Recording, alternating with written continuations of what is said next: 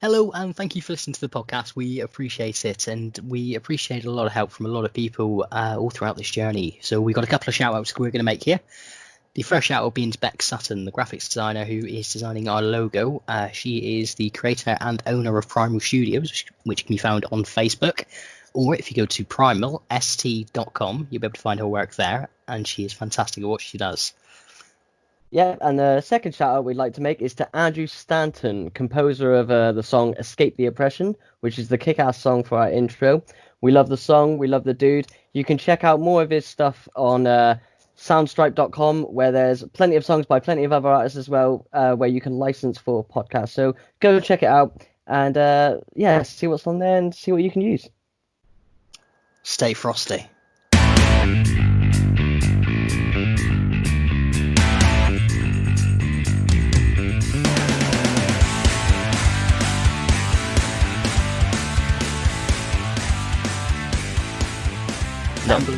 NAMBLA is not the right organisation to join. Definitely not. And I don't condone any of those things. I think he was a horrible guest. We should never have him on again. Sorry, Gary. Hello, and I'm Connor, and it's Jason. Connor.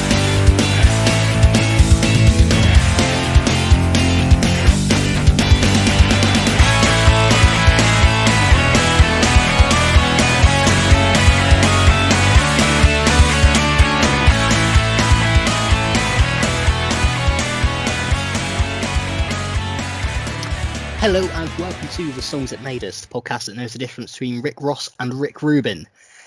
I'm here, as usual, with my cohort, my co-host, I would say better half, but that would be a lie, because we know he's sort of more of a lesser 5th%.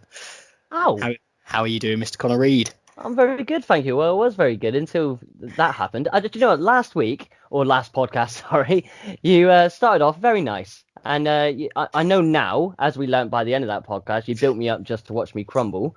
But, you know, it lifted my spirits. And now I'm coming into this podcast, like, at the bottom of a hill, trying to crawl up because of you. But you're going under the assumption that I'm not going to pick you up from that hill and carry you on my back. No, I'm not going on the assumption that you're going to do that, because I know that's impossible and you would never do such a thing. I can do nice things. All we've got to do is just stroke my ego a little bit and just go, oh, aren't you really smart? Yeah, well, I will never do that. You know what? So we're in a conundrum. And as per the previous weeks, we do have a guest. We do indeed. A guest who was once described by some idiot on a podcast several episodes ago, as phenomenally weird. We have a great friend, really, of mine in particular. I know you don't care about her, but my guess. Thanks, we have Amy Maddever. I'm getting hello. No, I'm getting attacked on multiple ends. I never said any of these things. Hey, dude, we've already passed to the guest now. Okay, I'm your sorry. Quiet time. This is why she hates me. I'm sorry, Amy. It's okay. Like, you don't have to care about me, but. Oh God.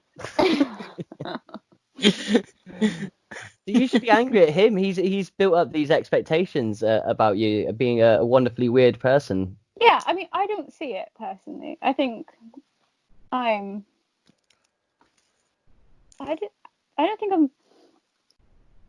know. I don't see it. I've given up on that sentence. The problem is weird. He just gives up on sentences. How's that weird? Yeah, I all the time.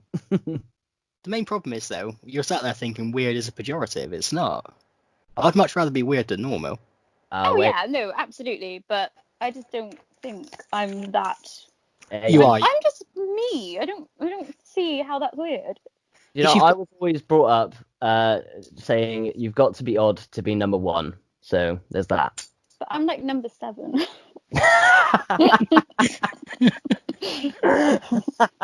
That's a great reaction to that. I've never heard anyone. Yeah, I've been saying that for literally all my life, and I've never heard someone say that back. Well, yeah. In your head, it was like Ricky Bobby from Talladega Nights, first or last, baby. For Amy, it's just like, no, I'm cool. I'll stay here, but I will be weird. And what album have you brought with us for us today, Amy? Deja Entendu by Brand New. Yeah. I made From that sound like 2003. it was some kind of rhyme that just happened. It's Yeah. not. I don't think It's you're meant so- to announce it like a rhyme.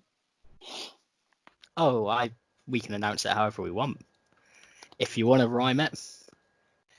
I mean, you can't announce it any way you want. You can't just call it a different name. True. It's not my fault they did that. Yeah. So, just put you on the spot then, Connor. Quiz. What does What? Deja Entendu mean? Oh, I actually knew this because I researched for the podcast. Do you know what? I researched. I got really prepared, and I was like, yeah, I'm going to sound real smart when I say this French line, and I give the English translation. And then there's no way Jake would steal it from me, and there's no way I'd forget. Isn't it amazing though that I knew instinctively to put you on the spot with it? It's like Do you know what? wanted And the to my thing is, field intelligence. some part of me inside must have known that you would do that, and then so that's why a part of me went, yeah, Connor, research it, learn it, and then you won't look like a fucking idiot. And then it's just I've eaten a pizza since then, and it's left my mind. Do you know what? Same. I learned it today, and I was like, "That's really interesting," but I've actually forgotten it already. So I get to prove my intelligence once again on account of having a notebook. Oh man, I hate feeding you. So Deja, we can all work out what that means, surely. Oh no, don't patronise her. I'm only patronising you. I don't want to patronise Amy. So it means already heard.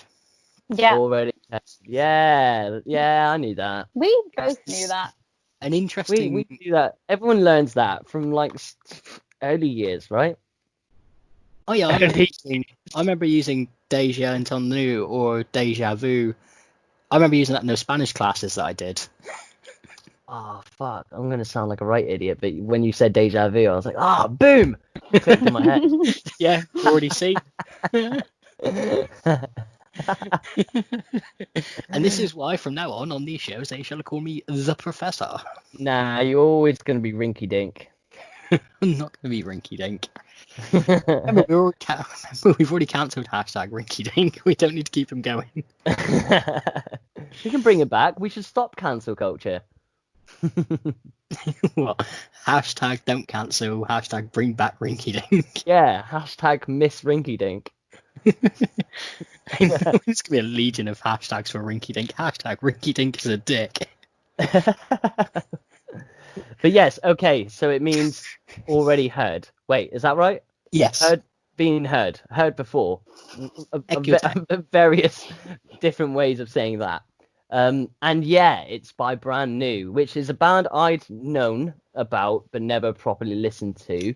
I actually had, through some weird sort of coincidence that I didn't know about, because I've got, here's me showing off, I've got over 3,000 songs on my phone. And of course, I don't listen to all of them all the time, but I did have a song from this album on my phone already. So I'd heard it somewhere down the line for, oh yeah, this is fucking cool. And then added it to my phone. And it's the second song on the album, which is Sick Transit Gloria ... Gloria Fades. Yes, I had already heard that song before, but I hadn't realised that it was brand new. I didn't know who the Blue Blazers they were. Oh, you'd never even heard of them? Nope. Ah. I think I'd heard of Brand New, but they weren't exactly a band that entered my consciousness. To be fair, though, before you met me, the same with Billy Talent. So That's a fair point. Oh, really? Yeah, there you go. Yeah, she got me into Billy Talent. I think first song would have been Standing in the Rain from their first album. I don't know how that happened. Like, I don't remember how that went. It was on MSN, I believe. Back in the MSN days. Yeah, and then I heard Standing in the Rain, and I heard Ian DeSar's backing vocals, and it's like, I want to meet these guys one day. And then we met them. Yeah, So Amy is responsible for us meeting Billy Talent. yeah. You're welcome.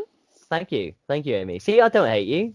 How could I hate you when you've done When something did like we that? say you hate me? You Yeah, don't that's care not about me. Podcast. Oh, fuck. All right. So I'm making it worse. It's all coming out now. That's why we've got you on here. It's the roast of Amy by Connor. through pure accident. not through a pure accident. We know your motives are never pure. I feel like you're manipulating me to roast Amy by accident. I'm just an honest podcaster trying to make a living. Yeah. And now you're attacking me. Oh, for fuck's sake. Besmirching my integrity. I'm not a villain, okay? I will apologise to anyone who's made it this far. We have been a bit slow on energy at the moment. Connor has had a pizza. I've had pasta. Those carbs slow you down. We got no excuses, but if anyone has a line of coke anywhere, I will appreciate it. Oh, wow, on drugs already. Okay, so brand new. So have you been a big fan of theirs for a long time, Amy, or is this is it one of those cases where you just like this album, or? Well, I wouldn't say I'm like a massive fan, to be honest, but like obviously they released that album like 2009, and growing up that would be like playing out of my brother's bedroom, and so I would have been about like 9 at the time. Yeah. They had an album before this as well, Your Favorite Weapon, and he used to play it back then as well, but I was like probably 7, so I've been listening to their music from like the age of 7. And kind of you just sort of accidentally sort of indoctrinated into it. Yeah, so like when I was like in my 20s, I like looked up the album and realized that I knew every song off by heart pretty much. So I was like, oh, okay. But yeah, to this day I like do the dishes while singing along to it. So I think it like massively shaped my taste in music growing up. Okay, yeah, fair. I mean, like, it definitely. So for me and Jake, like, this is our first time listening to this album all the way through. Yeah. As I said, I'd heard a song before, and it definitely fits into a sort of genre of many bands that I've listened to before. And it reminds me a lot of other music that I used to listen to and still listen to. But it definitely, reminds me a lot of music coming out around about that time, especially if you were into like Kerrang, which we've talked about before. And does anyone remember Scuzz TV and stuff? Oh, yeah. Scuzz came around when Kerrang started to play like Bowling for Soup. Yeah, exactly. And like what was Less Than Jake and bands like that. Mm-hmm. So Scuzz became the good music channel that we had over here. Yeah, if you were into that heavier or harder sort of style. And yeah, I get real like. One of the things that instantly, like, through the first 3 tracks on this album, it instantly came into my head. I was like, they kind of like sound like a mix between Panic at the Disco and The Architects. But then, like, it's somewhere in between those two things, but it also sounds like it's very own thing. I loved this album. I thought it was brilliant all the way through. I think that's why I like it so much, because it's like there's nothing quite like it. Whereas a lot of bands, or some, like, kind of sound very similar. Yeah, it's reminiscent of stuff like Enter Shikari and like that sort of style of music, but it definitely stands on its own. Yeah. Oddly, it made me think of 2 bands. One band I don't want to mention again on the podcast, which is the Lost Prophets, but like sort of Town Called Hypocrisy era Prophets. Yeah. And the other one was early MCR stuff. My Chem. Yeah, My Chemical Romance is a good shout in this sort of genre as well. This would be sort of like the culmination of what that kind of music would have been. So where it, like, if My Chem had sort of stuck on that road, this is probably what they would have ended up as. But instead, obviously, they went the concept album route. Yeah, it's a lot more, I want to say, mature of an album than sort of some of the stuff those other bands would bring out. Well, especially around that time, this album does feel like it's fully fleshed out, and it knows its place, and it knows what it wants to say, and it knows how to do that without feeling like it's taking sort of a riskier way of doing music, or I'm trying to think the best way of putting it. So for me, it's like that. It sounds like they're just, even though I don't know the band, but it sounds like by this point, when I was listening to this album, they're like so confident in their abilities and they know exactly what they're doing. That they just nail a really great sound, and the structures of the songs are really interesting all the way through, but they do it with such confidence and ease. Like in songs like the second song, the way it flips from like a quite melodic chorus quite melodic verse to then a really hard chorus with like loud drums, and it does it like just at a snap of a finger without having to ease you into it. They know what their fan base is. They know what people are going to love from those songs. And like, I think other bands would kind of do it in a different way that's less impactful. Well, I think the maturity aspect comes into it as well. It's their second album, so they've already had... the first album's always the one that you think is going to be great, because it's the one where usually you've honed those songs for years on tours or playing in front of small dives. They're always the songs that you just put out your back pocket and go, right, here's our first album. And then you realise that they're not as good as you thought they were. So the second album's always a lot harder, because then you're having to pull from a lot more. But because of that, it puts your brain in an uncomfortable position. And that's always a better way to be writing lyrics and music in general. But yeah, this album, even the first song, I was hooked. Because it's just sort of slow, stripped back. It's like, we're about to do something. They get to the end of the song, end of that song, and then Sick Transit Gloria, fucking phenomenal. Yeah. And then the next two songs are also phenomenal. I kept like waiting for the album in general to like calm down a little bit, or like have a song that I was like, yeah, this is all right. It's not quite as good as the rest. But I genuinely, every single song came on, and I was like, oh, fuck, I'm still moshing my head on a bus and everyone's staring at me.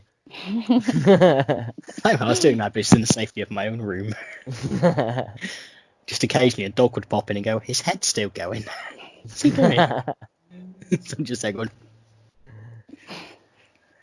But it's it's an interesting album. I don't know how much you took in lyrically. Mate, I never do. Anyway, you regularly sing this. Mm-hmm. Recite all the lyrics to every song for us. No. I didn't mean to do that. You will lose all your followers if you make me sing. Well, give us an input on what you think, like the sort of, to you, what this album's about and what it means to you, or what it what you get out of it. I'm offended that you consider yourself our only follower. We have two. I never said that I'm your only follower. He said you'll lose your follower. I swear I said followers. We have two followers, you and me. Not even Connor follows us on Spotify yet. Really? I don't have Spotify. Oh, okay. You can't really argue that then. Yeah. Well, I can, but I choose to. But yeah, going back to... See, I was trying to get this podcast back on track. You managed to worm it in a way that that shits on me again. I was about to work its way back, and then I thought, Amy was about to shout at me. Sorry, I do apologise. I've had pizza. It does weird things to me. Well, so yeah, going back to what Connor said, what sort of themes do you think developed throughout the album? I would say, so the second song is pretty much about someone losing their virginity when they weren't ready to. There's like a lot of stuff about like relationships, people breaking up. There's one song that I took as like a suicide kind of note. It gets pretty dark, but I think I like music that's got like really dark meanings, but they sound really upbeat when they say it. I don't know why, but something about it just makes me happy. Yeah, fair. Which, funnily enough, is sort of becoming a theme for this podcast. I think it's something that a lot of artists do, because, well, we kind of talked about it before, but like I've always found you have much more to say when you're in a place of discomfort, so you're more likely to write a song about it. And I think, a lot of music speaks to people because that's how they vent their emotion. So a lot of the bands that we love, or a lot of what we consider great music, tackle pretty hard-hitting subjects, but in a way that's entertaining, or a way that you can sort of empathize with. And this does it great. The song you're thinking about, the one that sounds like a suicide note, was that The Quiet Things That No One Ever Knows? Oh, I can't remember. I might have to Google it. Is it the one that says like, so keep the blood in your head, keep your feet on the ground? Yes, that's the one. Yeah. Yeah. Yeah, that is very. It's got very grim lyrics, but again, it's a fucking good song. Mhm. And I think it's like what we said about before as well. If anybody is in that position where they do feel like they're completely isolated and cut off from the world, well, here's your link. Occasionally, music. Music is someone throwing a line out to somebody who's fallen off a boat. Yeah. Well, I think that's the whole point of like why music means so much to people. It's why we like to do stuff like this, and why we decided to make a podcast where we talk about music, is because it helps people in a lot of ways, in millions of different ways, and you need help if you're struggling. I mean, I know we saved the world a few episodes ago now, but it doesn't mean that we're always here to help people. I'm not saying we're here to help people. I'm saying Right. music's there to help people. Yeah. Deflate your head. It was your head I was worried about. I was thinking, how's he going to get out of that room? Oh, Yeah, you sounded like a cyborg all of a sudden. It's one of my alternate settings. All right.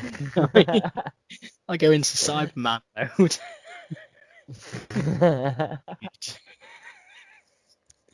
If I start talking like a Dalek later, I'll apologise. Terminate. Just one of the many things I can do. Well done. I'll let you know now, just as a brief, it's kicking in. All right. Things are only going to go up from for some context for anyone who's listening who doesn't know what Jake's on about, he took some sleeping pills before the podcast, and it's messing with him. Now, just to lay it out there, I suffer from insomnia, and these are prescribed.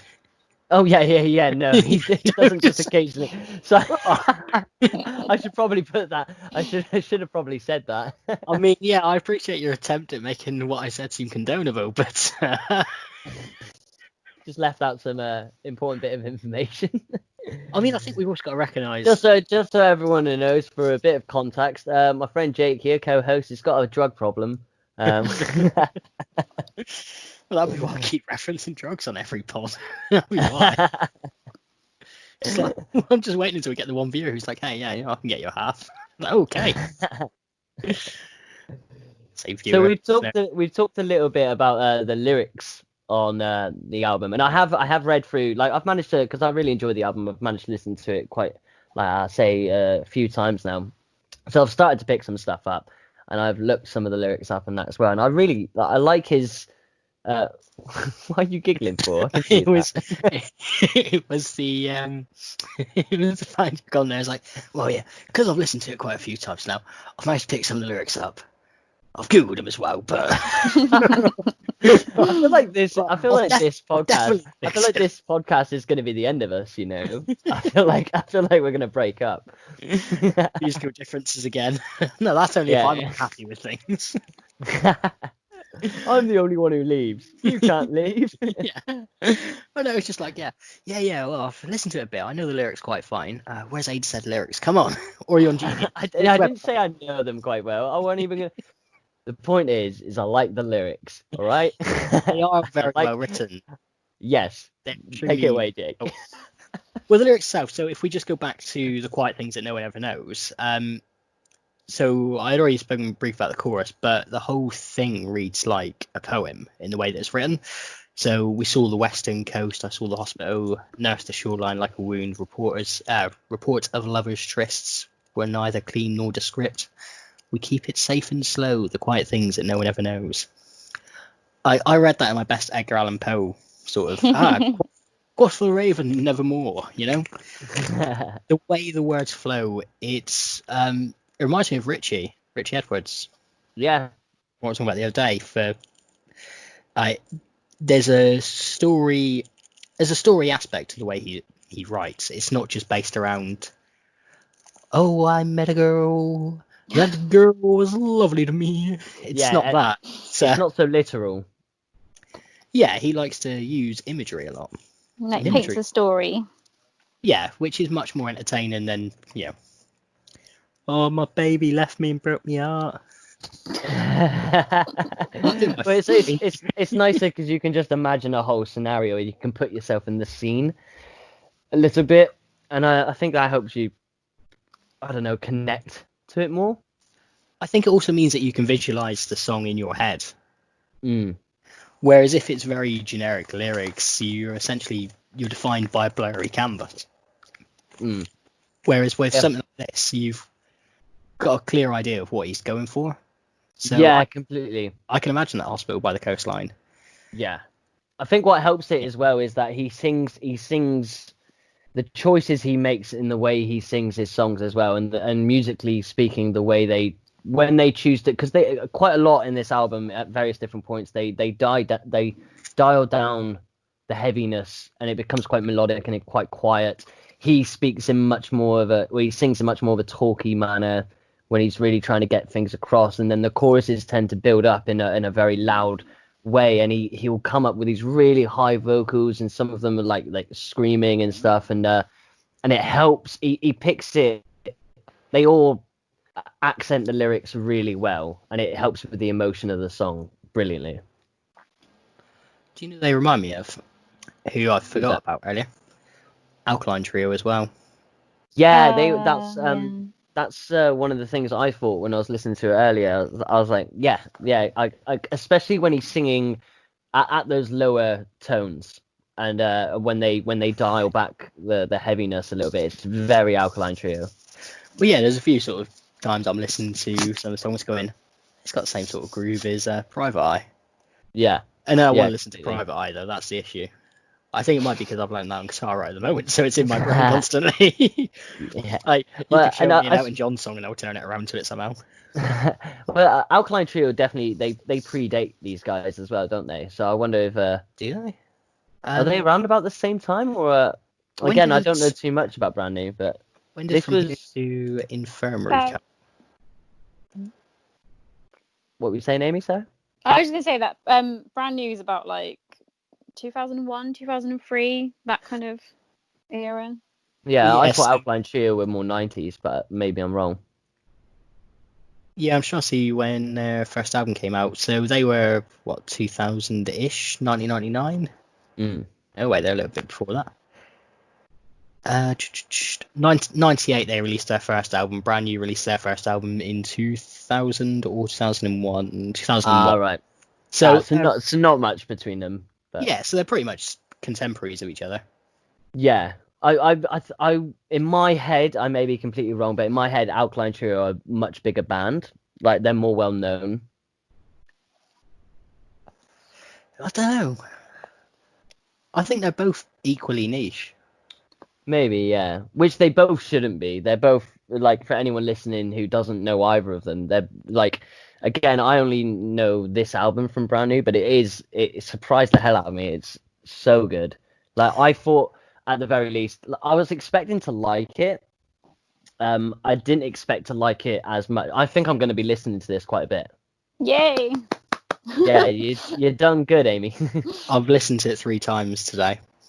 Yeah, it's really good. I really, and I want to recommend it to a few friends that I know like this sort of stuff as well. That I'm not necessarily sure whether they know it because they would have probably told me. But no, mate. Speaking on behalf of your friends, they don't want to hear anything out of my mouth. I was going to say, considering it's only the one, I've already heard the album. You don't need to get me to listen to it again. All right. Cheers, mate. The album, like, one co-host kills the other. I have a couple friends like who live in Australia and stuff, and there's a big music scene. Well, there always is a big music scene over there, but their music over there at the moment that's really hitting it big is a lot more in this kind of vein. In my opinion, they've got some really interesting stuff going out there, and a lot of the music I listen to is coming out from out there at the moment. And this is in line with that sort of stuff. It's just really sick, really, really good, and energetic, upbeat. You know, you'll bob your head like I was already saying. You'll have a smile, and then it's great. I'm so glad you both like it. I hate like recommending music to people because I'm just worried that they're going to turn around and be like, yeah, they know that shit. But it makes me very happy to know that you guys liked it. Put it this way, you can tell if we don't like it, because we'll still be diplomatic and pretend that we do. Like we did with George. Like, Yeah. sorry, Harriet, but like we did with George. Yeah, where we're sort of like, well, yeah, his voice is good. That was all we had input-wise. Hey, I don't think I lied on that podcast at all. I do think George Michael was a lovely human being, and definitely everything he stood for is excellent. I do think he has an amazing voice. And I think I was honest when I said that album wasn't necessarily my cup of tea. Did I say that? I hope I said that. If I didn't say it, I'm saying it now. To be fair, we both all said that album surprised us. Yeah. Which is true. There was a song called Amazing, and the only note that I had next to it was "No, it's not."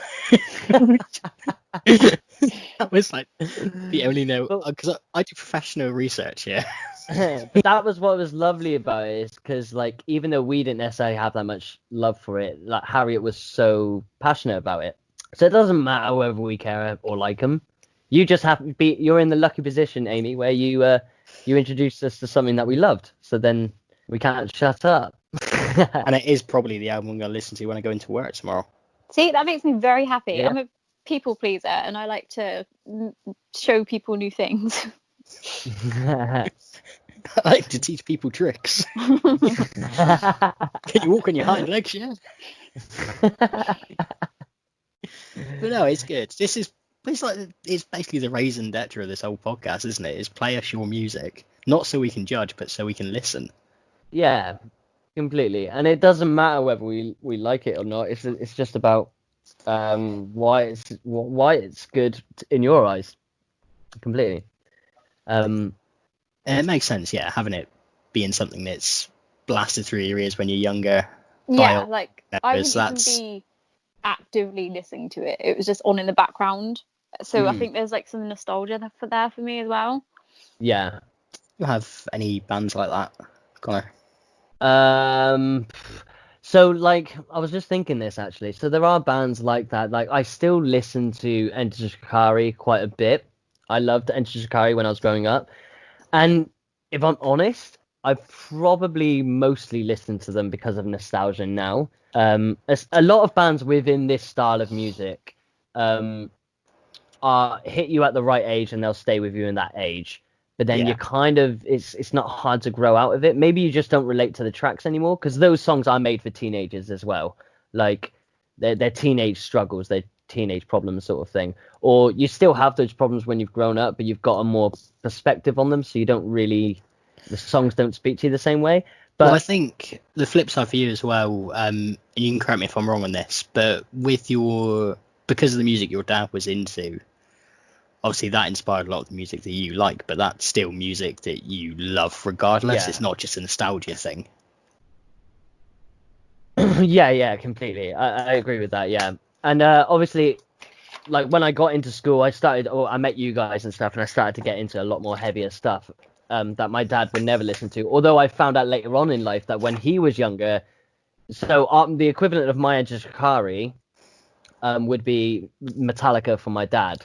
I will say, don't put Enter Shikari on me. That's not. No, for me, like my dad used to, when he was a young teenager, he used to like love Metallica to pieces, like we did, and do, I suppose. And he would still, if I played a Metallica song to him now, he'd love it and he'd bob his head, but he's not actively going out and listening to it anymore. Yeah, and that's like Enter Shikari for me. I sort of grew out of those bands. It's nothing against those bands. It's just they hit me at the right time and then they left me at the right time. But this, despite all of that, there are certain bands that the music still works for you. And I think at the same time as listening to Shikari all the time, I was massively into Blink-182 as well. And I still am loving Blink-182. I don't like their newer stuff. That can go in the bin. But I still love Blink-182, and that stuff I still love. And now with Blink-182, do you refer to them as punk?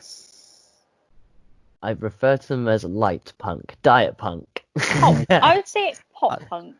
Yeah, it's pop punk. It's that American. It's that sort of like Sum 41. It's that style of skater rock. Sum 41 are actually really good nowadays. Yeah, really. I haven't listened to a lot of their stuff. nowadays. Check out the latest album. I think it's called 43. Let me have a look. It's 40 something. 41. Okay, That's no way. That's the band name. that's the band name. Yeah, I was like, What are you talking about? Oh okay. God, guys, I have gone to complete shit. No, what I was getting mixed up with is they've got a song on the album called 45, A Matter of Time, which is about Trump. Order in Decline, Sum 41. It's the latest Okay. album. I'll check it out. Yeah, it's really good. It's like what we're saying about maturity. They've matured from Into Deep and Fat Lip. Exactly. Yeah, And now we're writing good songs. And the thing is, back in those times as well, when they were making that skater diet punk thing, I know there's going to be a load of people hating me saying that, but I don't care. They were all shit. The thing is, no, they were great when you were younger. Stuff like Bowling for Soup and Offspring were so sick when you were younger, and that was the scene at that time, especially if you hung around in certain groups. But that stuff hasn't stuck with me anymore. Some of it has, like Blink-182, and this here with this album, even though it's in that genre, I think I don't think I would have liked it back then, because it would have been too mature for me back then, and now it's reminiscent of that style, but works for me now at this age. So just thinking, if this album hit me before the Holy Bible did, I wonder how much I would have paid attention to this and not the Manics. Just because the lyrical styling. Because there's a lot about. I mean, you could like both. Well, yeah, but it was the one thing that captures you at the time. Because like lyrically speaking, there's a lot about sort of hope, loneliness, dealing with things, breakups, all that kind of stuff in there.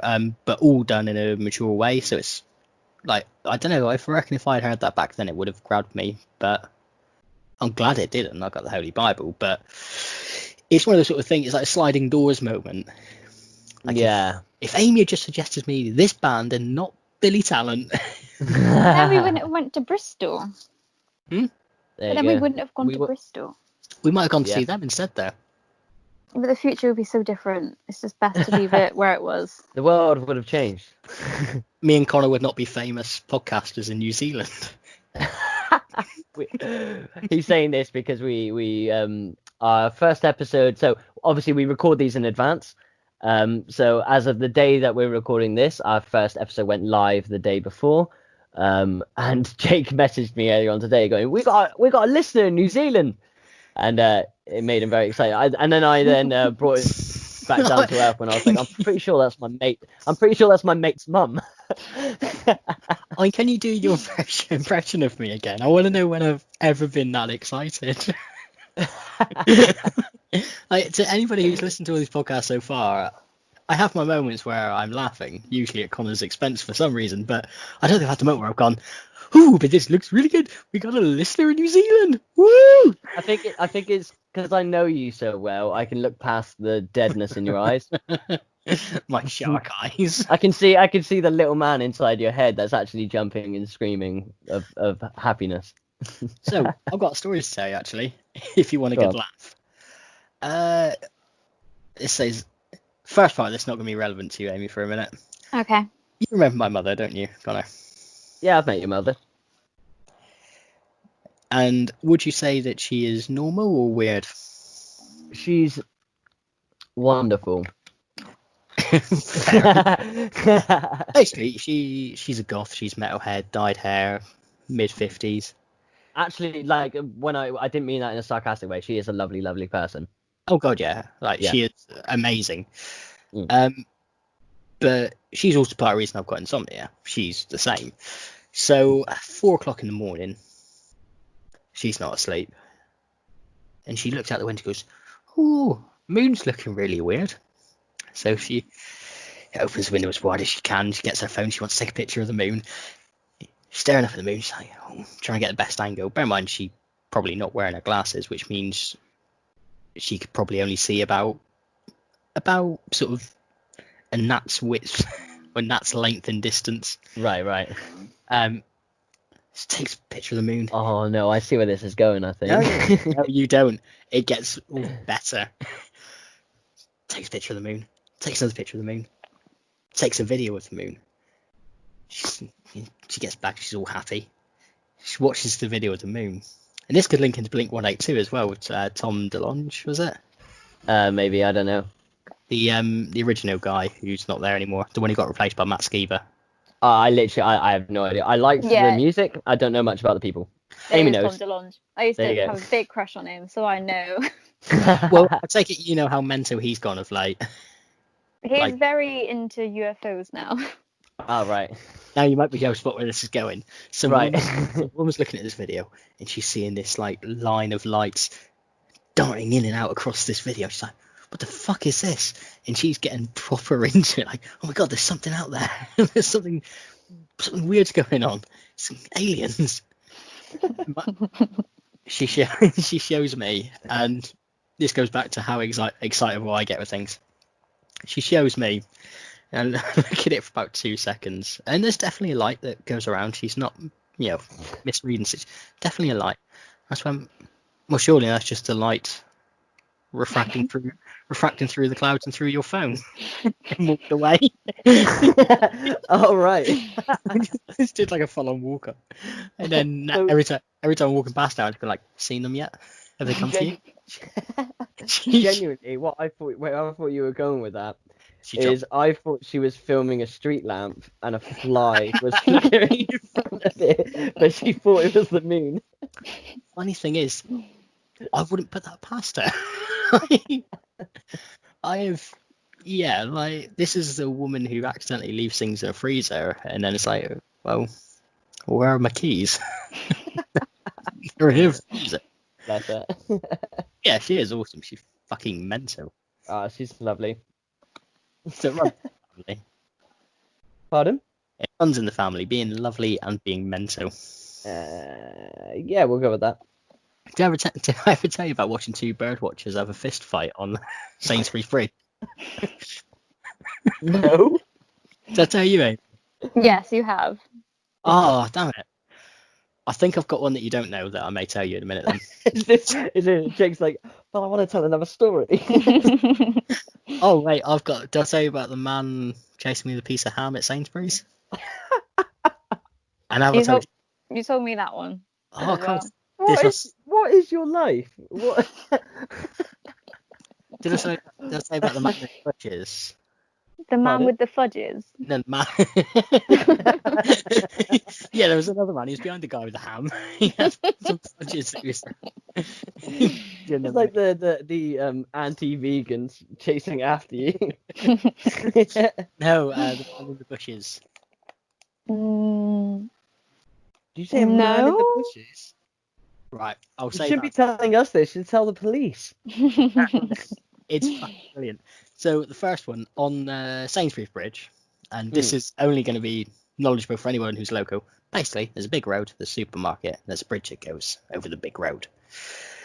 Walking up the bridge, the first person I walk past is a guy just sort of leant against the railing, sort of half enclosed in the tree that grows up by it, having a doobie, which, fair, do what you want. I'm not going to complain about that. So I get my second hand high then, and then walk up a little bit more. And there's they've got to be 60 or 70. These are not young people. And they're dressed in full hippie regalia, like full on hippie dress. Right. It was like somebody had watched the Woodstock documentary and picked them up from there and time traveled them to here. And and the guy's got the binoculars, and then looking out, and he's like, "Oh, Finch," or whatever he's seeing. "Oh, there's a blue tit over there," and all that kind of stuff. But the woman who's with him, I'm assuming they're husband and wife, but she's getting more and more irate. She's like, "Give me the binoculars." It's like, "No, I'm still looking at the birds." "Give me the binoculars." No. She doesn't ask a third time, this woman. She fucking comes in, decks him in the side of the head. What? Starts beating the piss out of him, and he starts swinging back, and it's all going crazy. And I'm walking past him on the bridge, just like, don't look back. And like, for anybody who wants to know, who doesn't know as well, that's not a wide bridge. No, it's not the widest. It's quite in. So you got to scramble through these two older people fighting. I'd sort of skirted them, then the fists flew. Right. So I'm like, right, I'm going to keep walking up the bridge and walking away, and keep sort of seeing where I'll keep like, don't look back, just in case it turns into a pillar of salt, you know. And then I look back, and she is the clear victor. Dude's on the floor, and she's got the binoculars, and he's like wiping his head. Just like, this is fucking mental. Like, who could have predicted that this would be the end to my night? Right, the man with the ham. Right, story 2. Well, what we'll do, actually, no. This is a really good insight for anybody outside of Plymouth or Devon to know how fucking wild it is down here. You say that, these things only happen to me. I like to think that I'm in the eye of a tornado that is just called weirdness. So I'm going to do the man in the bushes story, then I'll go into the man with the ham, actually. So the man... Okay. It's You fair. sound like the same man. I feel like, you know, like, you should title this podcast, you know, like, you got the Lion, the Witch, and the Wardrobe. So we're thinking, like, The bushes, the ham, and the birds. Birdwatchers. I like that title, actually. Yeah, all right. And then it would be like, and also brand new. Yes. Swear, let Go me on. start. Let me I try and want start. to know what the man in the bushes is. Is it you? No. 2 seconds. Let me write this down. I'll cut this bit. I'll cut this little bit whilst I'm writing. Okay. What is it? The bushes, the ham. And the birdwatchers, or the birds. Birdwatchers. So I was walking out of work. Now, walk down to work from the bus stop. It's basically just a bit of a curve at the start and then a hill down, and it's by a surgery, and there's a whole thing of bushes, like hedges, that kind of thing, to your left. And I'm walking down there. I've got my headphones in. It's the usual thing. Some sort of overhang, so I've got to know when to duck. What I wasn't expecting was a person to leap out the bushes in front of me, go, "Ugh!" and then get angry at me, and then run. He just ran away. So that's it. He just. I honest to God, I looked at the bush. For some reason, I thought the story would be more than that, but actually, that's just madness enough. I just pictured like Shrek with his like with his roar, just running away.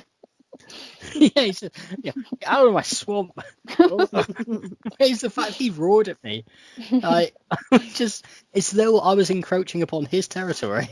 And then he just ran away. Thank you. I can say hi to Ryan if you want. Jake said hi. He said hello. Cool.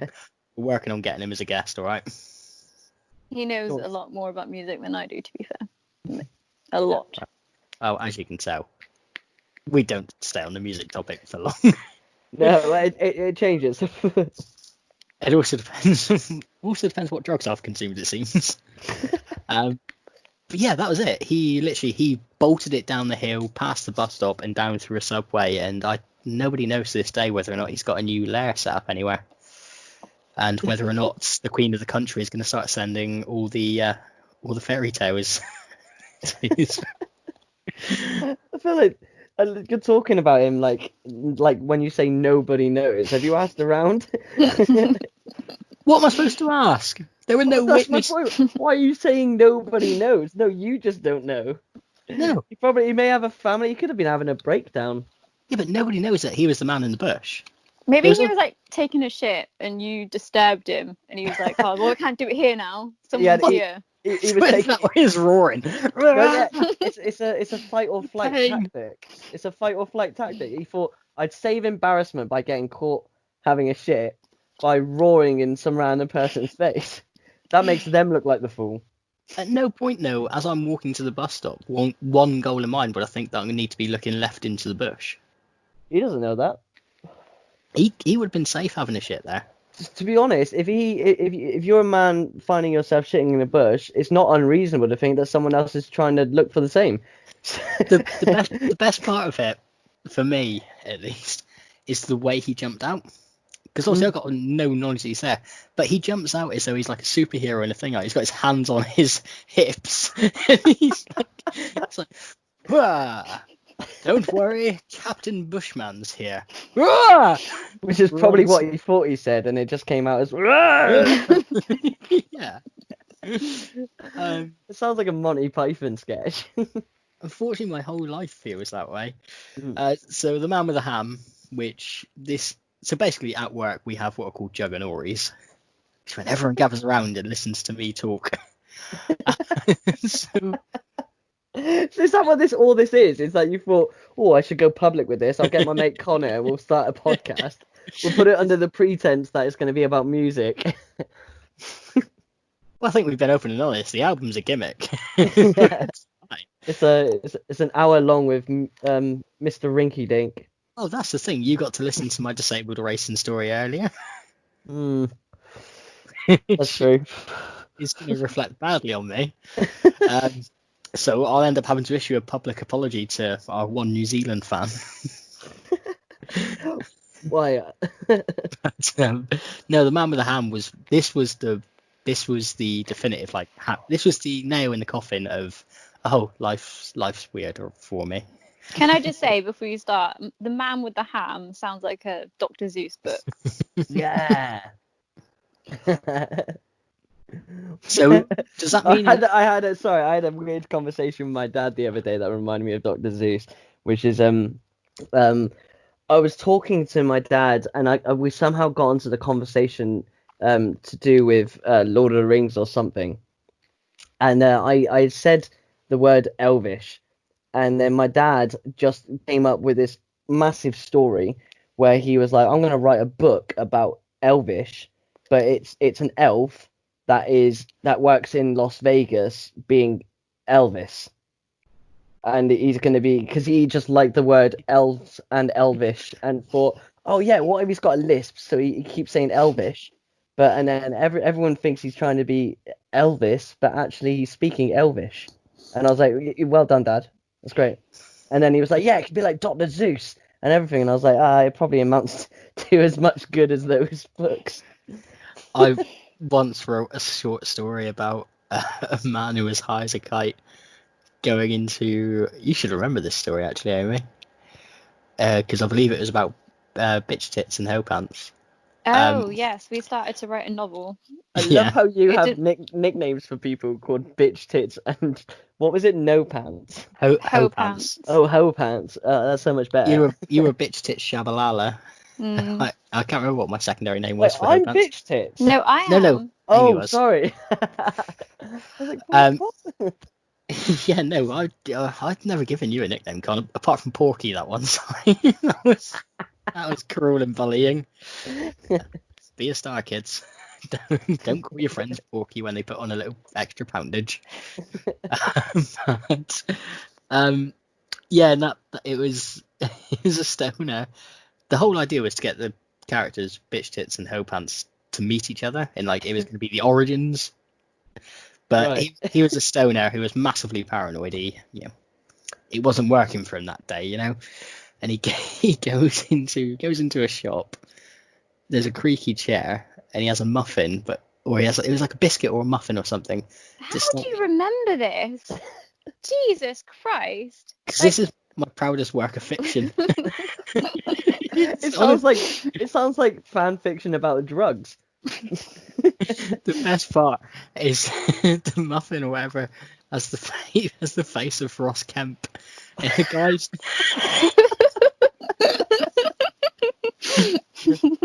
and the guy has an internal monologue. I can't remember if the muffin talked or not, but he has an internal monologue about how he feels about eating Ross Kemp's face.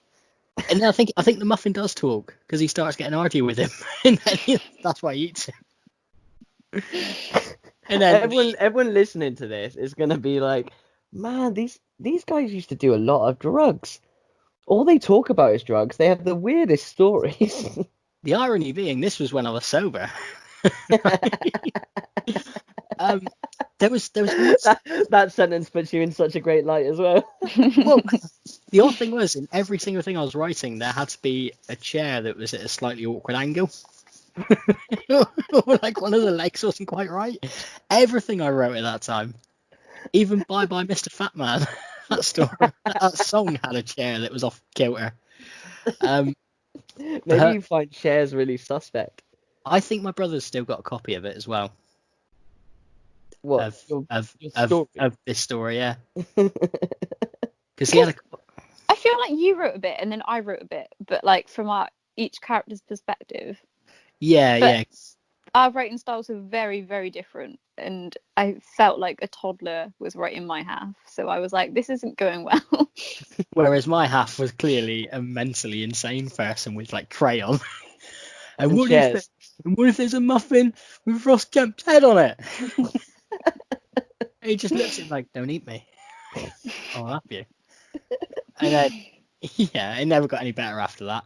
But the man in the ham, however, again, Sainsbury's, it's always around this locale for the most part. Okay. So if you're walking in Sainsbury's, you've got the two zebra crossing bits. Okay.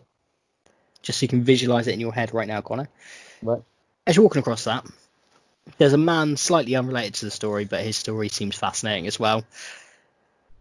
There's this guy stood just off to the side. His car's parked. It's like a Porsche or a Ferrari. It's something spectacular to car people.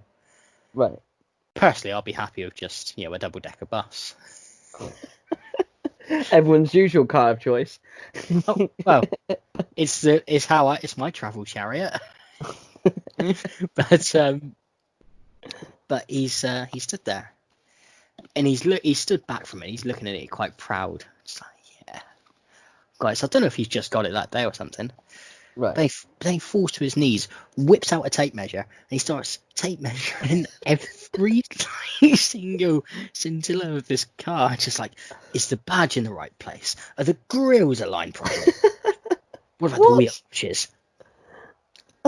But he didn't hold my interest. Right. So I carried on. I glanced for about 10 seconds and like, I just don't want a weird day today. I just want to get into the shops. So I walked forward about 10 feet. There's a guy coming out the shop, and he's about his 70s, 80s. He looks old. He's got white hair. He's got a face that looks as though somebody's used it to crack open walnuts. And he's wearing sort of like painter's overalls, but sweatpants. Good old sweatpants, like tracksuits. Yeah. And this plainish sort of top, which is tucked into it. How did you confuse that with overalls? You're about to find out why. Okay. He was covered head to toe in paint. Oh, right, I see. So he had all different colour paint. He could have been painting a house. Fair play to the man. Probably. But yeah, so he's all covered in paint. And he's got one bag here. And he's walking somewhat like a zombie. And his arm is outstretched in front of him, his left arm. Bless you. Continue. Thank you. And in that one arm, it's just something like hanging down. I don't know what. And he's sort of too far away from me to be able to really tell what's going on. But he keeps walking towards me, and he's walking, and I'm walking towards him. We're getting closer. And as soon as we get to eye level, it's like, is that a slice of ham? But he's just holding a slice of ham. Out in front of him. Just like arms straight. Arms straight. With power and anger on his face. And I'm just looking at it going, the fuck? And eventually I sidestep him. I don't want to attack a maniac like that, you know? So I sidestep him, and he just charges on past like as though he was as though you pissed him off. It was like he was trying to joust me, but there was no pre-arranged jousting competition that day. He just everyone knows those are the rules. If you're gonna just start charging at people with ham in your hands, you got to organise that sort of stuff. It's not allowed to be spontaneous. But the worst part about it is, like, I don't know if it's just a case like a piece of ham fell out of his thing, or he's stolen a piece of ham from Sainsbury's. Just one single slice he's stolen from Sainsbury's. Oh yeah, and this isn't like a slice of a ham slice. Like, this is the wafer thin slices. Right, get right. Like prepackaged. the process shit. Yeah, this is like, the what do you call it? Like the smart price kind of Yeah. ham. But my only regret is at no point did I stop him and say, hey, is that honey roasted? Is that smoked? Like Why the is important. that your only regret? I'd have so many more questions. I'd be like, one, what are you doing? Yeah, my brain doesn't work that way though. As soon as that I saw that this was going to be the reality that I was living in, I accepted it. It was more just Maybe. a case Do you know of what it is? Do you know what it is? I figured it out.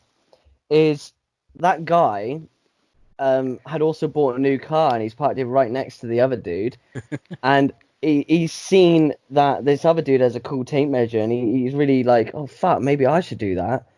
But this guy's forgotten his tape measure. The fool he is, you should always carry a tape measure with you. So he's looked for some sort of reference, and he's like, well, I could always go back home and Google what the size of a slice of ham is. So I'll go in, get a slice of ham, slap that around my car, and then I know all my measurements, mate. So is his car at home? Nah, his car's there, parked, At and he's going to Sainsbury's? measure it. Yeah, that's the point. He's going because if his car's at home, he can just get his tape measure from at home. Think straight, Jake. But if his car is parked there, he can just drive to home base. No, but the point is that he's still got to do his shopping, but he's seen this other guy measure his car. Maybe they've got into some sort of competition to do I with don't how think big this their was, grill is. I don't think I've described this guy well enough. He does not look like the person that is entrusted with a license. All right. Oh, do you know what it is? He's a painter. He forgot a stencil. He can cut into a piece of ham. He can cut a nice picture into a piece of ham. Are you suggesting that he's doing Billy Bear ham paintings? Yeah. He's just This bear's going going to to look cut that nice. out. Because it's already drawn for you. It's actually quite a smart idea. It's drawn for you. You cut that out. It's like tracing, and then you just paint over that, and then you got a nice little bear on your wall. I don't think. See, there's always a logical answer to these sort of things, Jake. The problem is, though, my worry for that guy is he's going to become a serial killer, and that'll be his thing. He stencils people's faces off. It's just like you're an investigator, and you just walking through, and you see the body, and then next to the body's a slice of ham, and you're like, I know this guy. Just a slice of ham with a tiny bit of paint on it. Yeah, you're like, that's his calling card. It would be easy to solve. I don't know his name, but watch the security footage at Sainsbury's from 6 weeks back. There is a little bit that we do come back to the guy with the Ferrari or Porsche or whatever, though. Oh, okay. As I was leaving, he was still there. Still measuring. Tape measure was gone. Tape measure was gone at this point. He found a new way of doing things. Okay. He was flat on his knees, his arms around the front of the bonnet, crying. Oh man. I've solved this story. I've actually solved it. What you witnessed there was some form of bartering, and someone's come back out with a slice of ham, and because that's what the guy with the tape measure wanted, and he's traded it for his tape measure, and the guy's got the ham, and given the other the painter dude a tape measure because the painter needs a tape measure more, and then seagulls come down and nick the ham. Yeah, and then he started crying because I just lost my tape measure for a piece of ham. That dude though, he's still got his brand new car. Yeah, but do you know what? Everyone's got their own rock bottom, Jake. You may be there with your Porsche and your Ferrari, and you may be happy, but sometimes a good slice of ham's hard to come by, and you gotta trade what you can trade to get that. So you're assuming that everyone's got their own personal heaven, like this is their... I am trying to make logic out of your nonsense, okay? This is why I've decided that there is nothing logical that happens in my life, so I am no longer an active participant in my life. I'm a watcher. I stand back and I observe my life going by, going, well, these things sure don't make sense, but it's not my problem. You're saying there's watchers and there's doers, and every weird fucking doer heard about you being a watcher and decided to do all of their weird shit around you. Also, did I tell you about seeing a rat fly 3 feet in the air? It's so it had wings. No, you can't tell another story because that ruins the title of the show. You Oh. can't now call it the Birdwatcher, the Bushman, the Ham, and The bush the baby. fucking the Bush Baby, the Ham, and the fucking Flying Rat. Now the bus stop is You've already added a tape measure. That ruins continuity anyway. the there was so the bus stops by Sainsbury's. They're not the nicest of areas, and there's this Wait, giant. this is also around the Sainsbury's. Oh yeah, I feel like the Sainsbury's like the Bermuda Triangle of it is, mate. Plymouth. Seriously, if you go there with me, it is. On one occasion, I've been the weirdo. There were two Oh. people. There were two people who came in. They were people I recognised from my previous job, where I was working for GPs and stuff. And these were two of the weirder people. Right. And I saw them, and they were about to walk up an aisle where I was, and I knew they were about to clock me. Right. I squatted down, and I walked squatted down.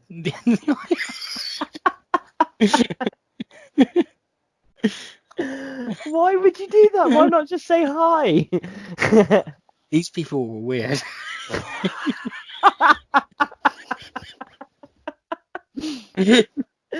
They're weird. Oh, trust me, they were a new level. I love how we've started off this podcast, and a couple of weeks ago, you were talking about how weird your friend Amy is, how weird our friend Amy is, and then what we've proceeded to do is introduce Amy, have a talk for a small amount of time, and then you've just talked about how weird you are. I'm sorry, Amy. It's okay. The worst part was after I finished walking down like that, there was another aisle. I sort of glanced. They're walking this aisle, and I'm sort of ahead here on this aisle. They don't know it's me yet, because I've had a haircut and everything. I glance back and I see that they're there, and immediately I just drop like a stone in water. It's just, no, they're not going to find me here. I was half tempted to try and find a cardboard box. Just sit in a corner. You sound like you were a little like a meerkat, and they were predators. What's the worst part about it is there's other shoppers around me who just witnessed this behaviour. All right, well, we've devolved this podcast so much that you might as well talk about this flying rat. Oh, flying rat. Why, thank you. I've got some other topics I want us to talk about as a group in a minute, though. Okay. I promise to bring you all in on this.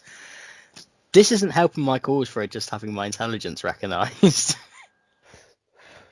But the rats, so yeah, Sainsbury's again. Bus stop's out there. Fucking filthy. And there's this rat that is the size of a chihuahua, at least. Oh, Amy just fell. I did. Hello. Don't panic. Yeah, it was the size of a chihuahua, at least. The rat was the size of a chihuahua. Was it not actually a chihuahua? It was definitely. I could see the confusion. Yeah. It's 100% rodent. I have my Pokedex out telling me that.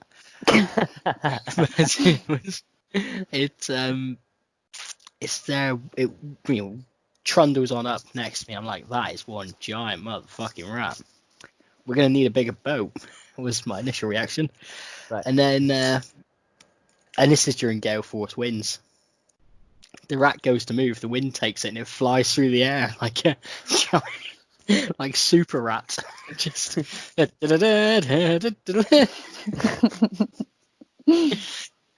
faster than a bullet, stronger than a steel. And its journey ended up almost in front of a bus, which wasn't a good start, but it kept going, and it just landed halfway across the road to safety. And then I almost missed my bus because I'm too busy staring at super bloody rat. And the driver's like, well, why didn't you put your hand out sooner? I just didn't have the heart to explain it to him. It's like, mate, you missed it. There was something majestic that you had to see. You did not see it.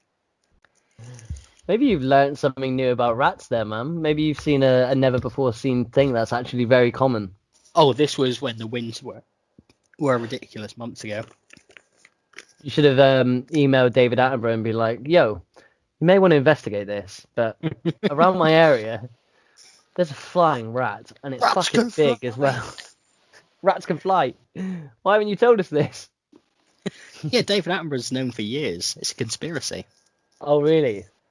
Yeah, he doesn't want the world knowing that rodents have secret wings. They thought they were just sort of vestigial lumps that were there from evolution's prior. The world's not Why? ready. Why is he protecting the secret? Because he is Lord of the flying rats.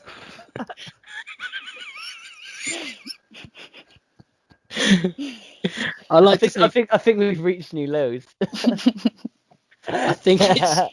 I will apologise to anybody who has listened to this episode expecting music talk. I might have derailed us. Might have done. The album itself is great. Oh, we've got to talk about that now. Going backstage Entendu. No, we're going to move on to some other subjects in a minute, don't worry.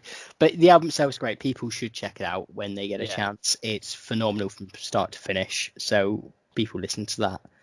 Now, the question I'm going to throw to the group, and it was a question that Amy might have accidentally put the idea in my head. I didn't know there was going to be a quiz. Zombie apocalypse plans. What? Yeah. Yeah. All right. Well, my favorite song on the album is Jaws' theme "Swimming." I mean, Connor, doesn't answer my question. I want this one to be the fun one. I want this one to be the one that Okay. So, zombie apocalypse ideas. All right. Well, I'd go to an aquarium. Not to view things. Like, I'll have a I night. took it and it's to spend my last moments watching fish. I'm going to go paint and zoo. Look at the lions.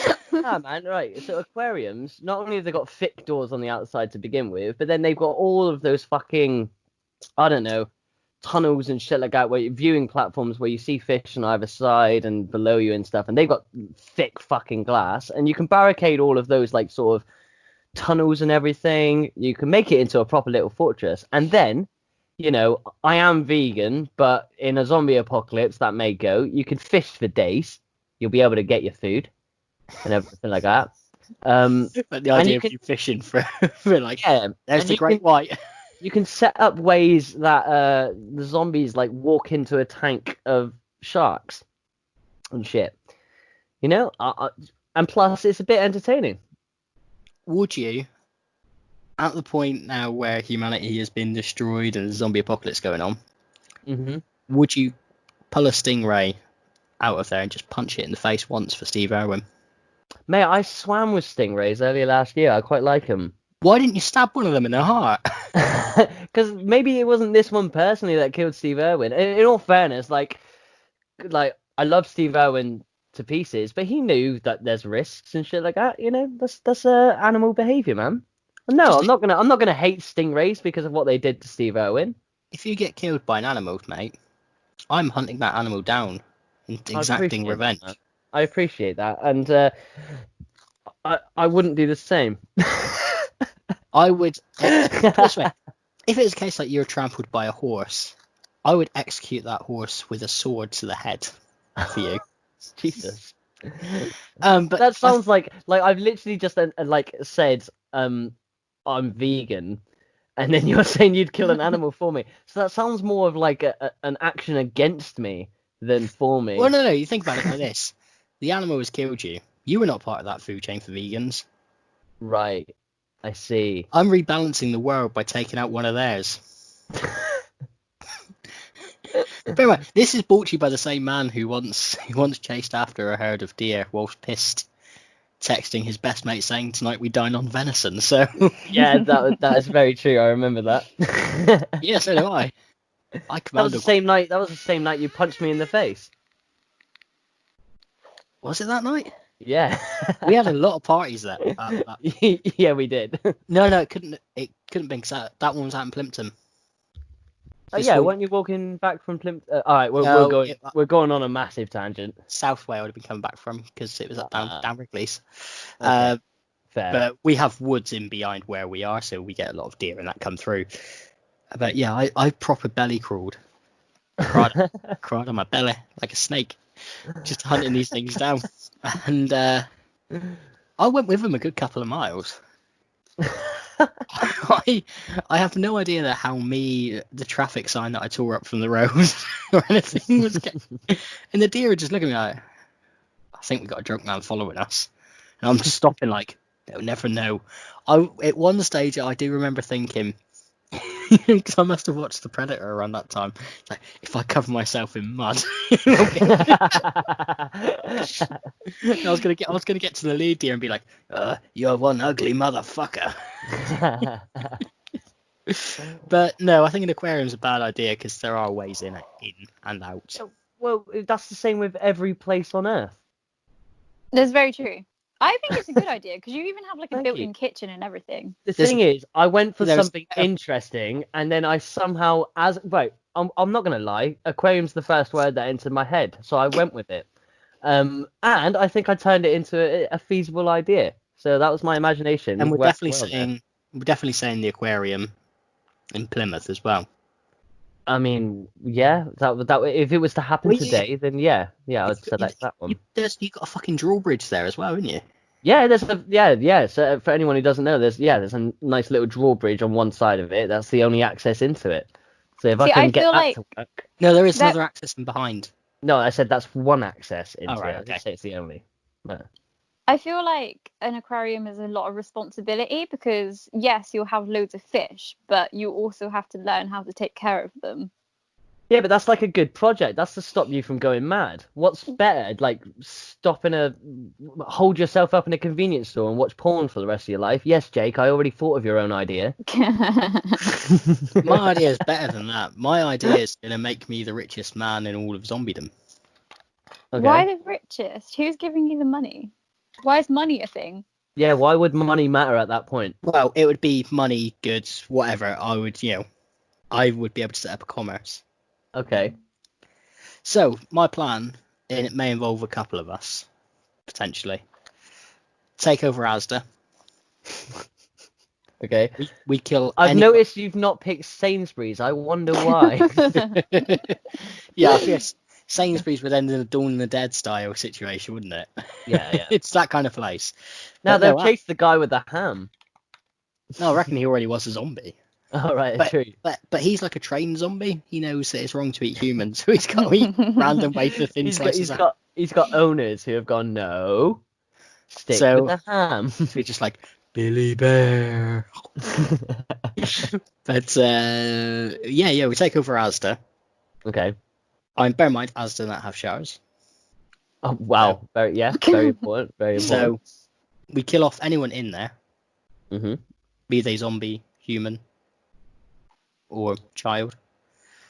We would take them all out because they're all shopping at Asda, so they're all going to be a bunch of cunts. Mm.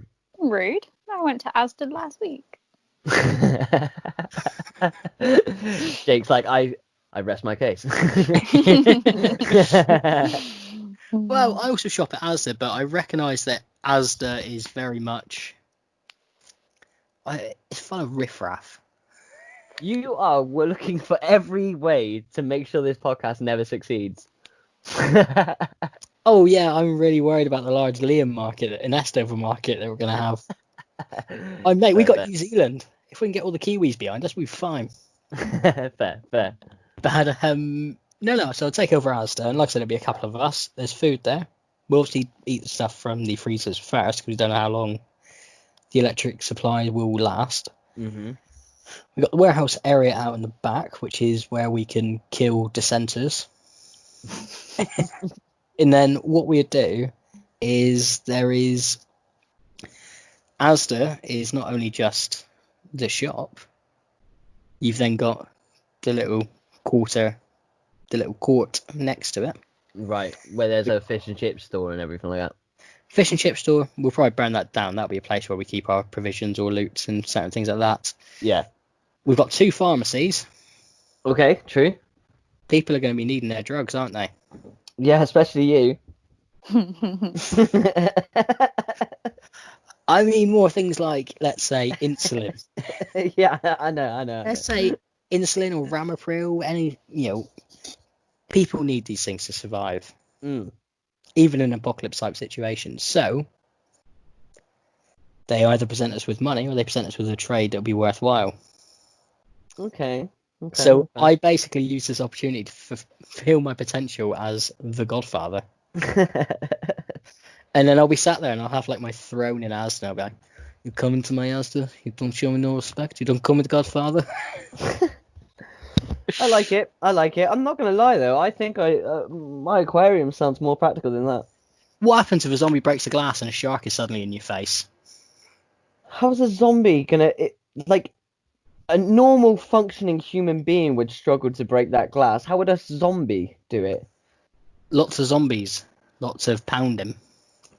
Zombies can use hammers. Yeah, and but I'm chisels and sure shit. if there's a lot of zombies there pounding, I'm not in that area.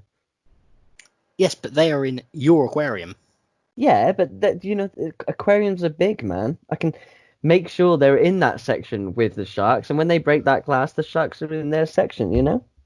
What if some of their blood drops in the tank and then the fish you eat is infected? I just don't eat fish from the tank they've been in. But how would you know they've been in that tank? I wouldn't. But then, all right, so then... You've got to think 3 steps ahead at least in a zombie apocalypse. Well, I follow the rules. I know how to do cardio. Fuck off. Woody Harrelson ain't going to come save you, is he? Well, mean, mine's definitely more fun.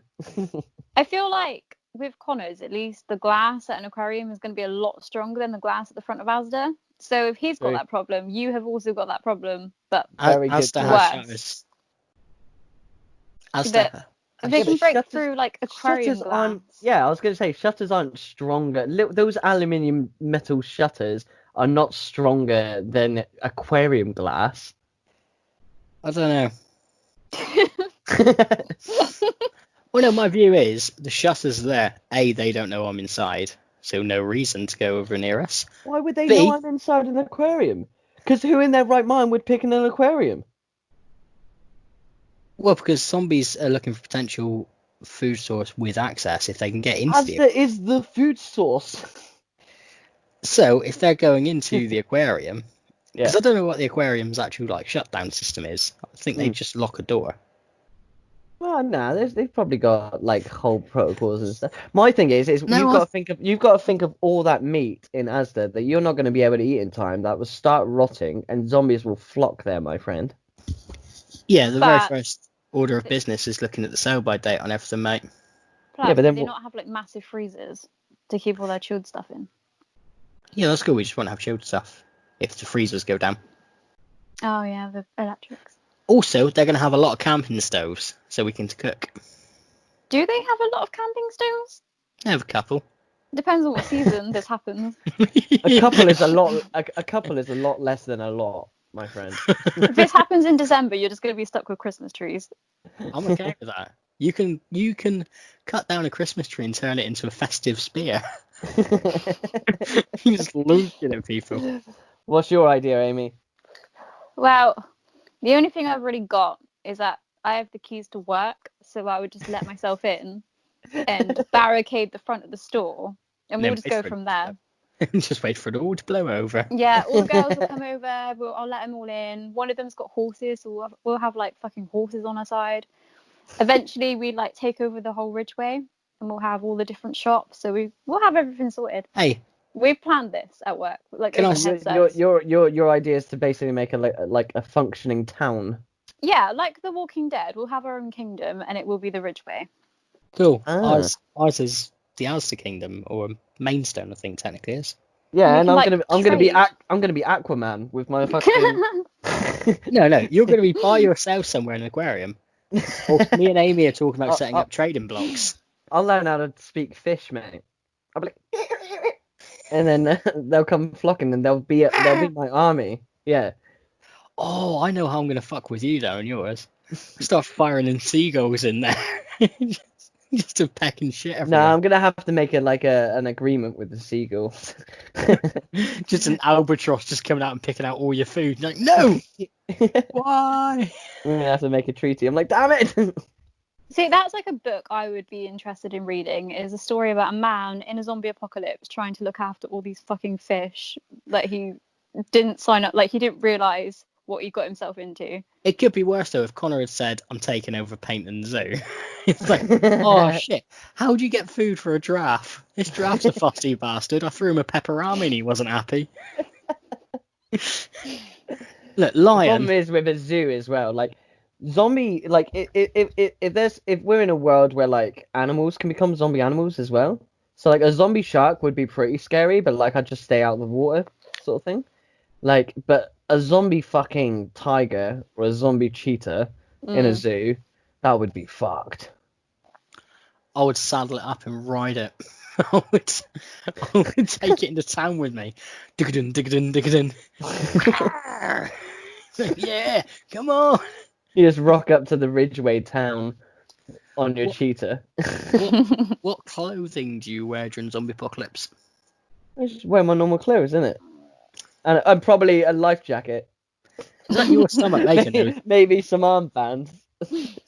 Is your stomach making noises at the moment? I think mine might be. I see. Probably, yeah. I've just eaten a full pizza.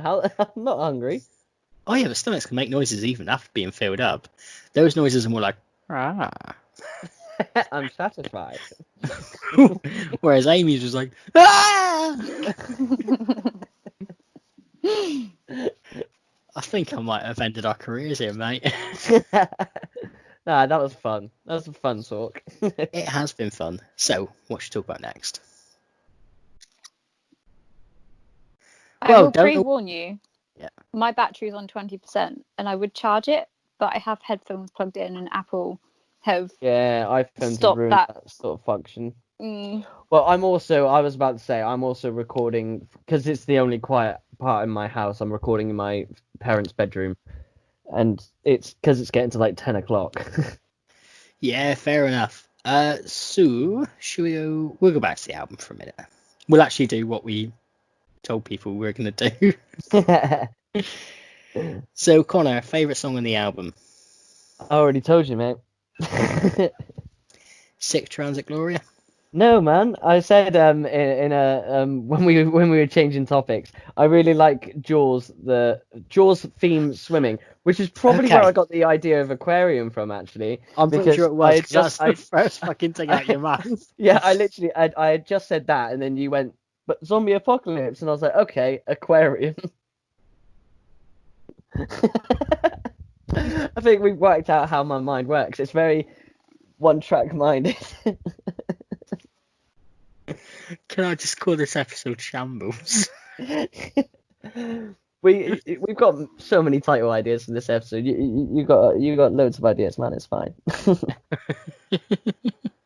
We will actually have you back on a normal appearance at some point, eh? Hey, I think this has been good. I really enjoyed this one.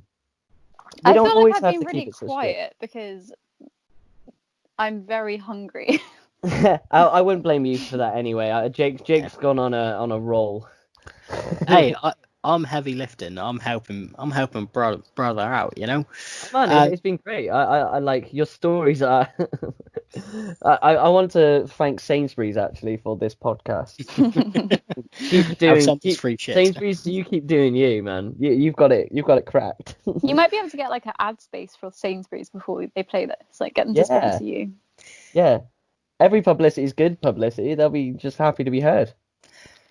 Unfortunately, we have a grand total of 8 fans in the UK and one in New Zealand. We're not big enough properly for an ad yet, but I have told them where they can place ads. Fingers crossed. We've done a lot of preparation, but no, we're not usually this terrible. Hey, it's not been terrible. It's been good fun. Yeah. It's been a pleasure having you on, Amy, as well. Ah, thanks. So, what we See? will See, everything Jake said at the start about me and you, it's not true. What I was also going to say, and sort of announcing it going forward, I don't know if it's something we're going to end up doing on the next cycle of recordings or anything like that, but we probably are going to be doing deeper dives into bands. Yeah, eventually, like we've already sort of alluded to the fact that because we love talking about these albums and we love talking about these songs, but we end up talking a lot about the bands themselves anyway. And any other band that comes to mind. yeah, and yeah, we've already talked about stuff like we'd love to do an episode on the Arctic Monkeys. We've talked quite a bit about the Smiths already. I mean, we've already clearly said that there's not really rules to this podcast. So yeah, we'll see how it develops and how it goes. So what I'm thinking is in one of our next few cycles, would you like to be back and talking about Billy Talent? Oh, me. He's got to be back. I've got to be back, unless this was Jake's weird way of announcing, oh, I was thinking about getting rid of you, but you know what, come back one more time. Hey, Amy, you're my new co-host. Musical differences. Yeah, I think that would be cool, wouldn't it? I'll be back. Yeah, well, I say it'll just be talking about Billy Talent, and keep working on Ryan, and find out an album. And if you want him on there, he'll be more than happy to do it. He will talk your ear off about music. Well, whereas I'm like, I like this album because it sounds nice. Well, essentially good practice though, because he's a guy that neither of us know. Yeah. Yeah. He'll be our first challenge. That'd be cool. But yeah, we'll get you on for Billy Talent. We're just gonna work out our schedules now as what happens next, really. But look, thank you for being on the podcast. Thank you for following us on Spotify mostly as well. I like that. It is okay. Made me happy, and we hope you've enjoyed yourself. I have. It's been fun, and it's weird speaking to Connor after 10 years. Yeah, it's been so long. It's crazy. It's weird. I don't know if we've changed that much, have we? Well, I haven't. I don't know if I've changed much. I don't feel like I've changed at all. You seem very similar. I'm still 7 in my head. Whereas I'm a Far Cry now, aren't I? You're in Fire Cry. I'm a Far Cry now from what I was. I'd say I get what. Yeah, you're very similar and very different in the entire face is the same, but everything around that face has changed. Yeah. It's like right, we're gonna use a stock model Jake Hughes face, 1993. Let's give it blue hair. It's like a character selection sheet. It's like trying to create a sim, but we'll keep it fat. We'll try and give him some hair. Okay. Oh, no, I want a blue hair. Hey, and hopefully it won't be that too long until at some point we could do this all face to face and stuff. Yeah, that's the plan going forward. We want to try and get people together face to face and then actually have proper mics and shit as well. Yeah, that'd be pretty cool. Yeah, it'll help life out. But ECC. On that note, motherfuckers, we're gonna call it an evening and do as we say. No, wait there. Don't do what we say. Don't do what we say. Do what we say. If anything, do the opposite. You'd live. You'd have a better lifestyle. Going now anyway. Are you? Oh, I see. Don't do what you say. Oh, so you don't just want to bring it down there? Yeah, yes, I've Eric. What did you bring it down for? I don't know. Love you. Sorry, I was getting food. And here we are, and we still haven't ended it. Kids, don't do as we say. Do what we do, because what we do is a very terrible thing. Yeah. Peace out, brothers. Nice. Is this where I sit back?